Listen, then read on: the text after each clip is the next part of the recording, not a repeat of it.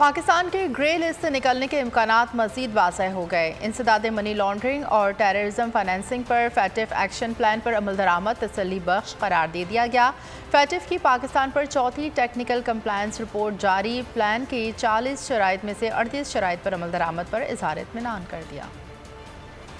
इंसदाद money laundering और terror financing पर फैटिफ action plan पर अमल दरामद तसल्ली बख्श करार दे दिया गया। फैटिफ की पाकिस्तान पर चौथी टेक्निकल कंप्लायंस रिपोर्ट जारी। प्लान की 40 शराइत में से 38 शराइत पर अमल दरामद पर इज़हार इत्मीनान। फरवरी 2022 की पाकिस्तान की कारकर्दगी के जायजे के बाद पाकिस्तान की टेक्निकल कंप्लायंस रेटिंग को अपग्रेड करते हुए पाकिस्तान को कड़ी निगरानी वाले ममालिक की फहरिस्त से निकाल दिया गया। फैटिफ ने कारकर्दगी को मुस्तकबिल में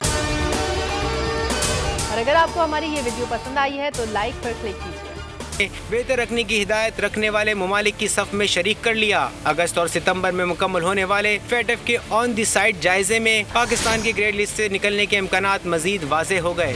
बोल किसी के भी दबाव में आकर अपने फैमिली मेंबर्स को अलहदा नहीं करेगा। बोल हमेशा अवाम की आवाज बनता रहेगा और अवाम के मसाइल दिखाता रहेगा। बोल की अवाम से खुसूसी दुआओं और साथ देने की अपील। सबसे ज्यादा व्यूज, सबसे ज्यादा रील्स और सबसे ज्यादा रेटिंग के साथ बोल अब भी नंबर 1 पोजीशन पर बरकरार। सब्सक्राइब करें और बेल दबाएं ताकि कोई खबर रह न जाए।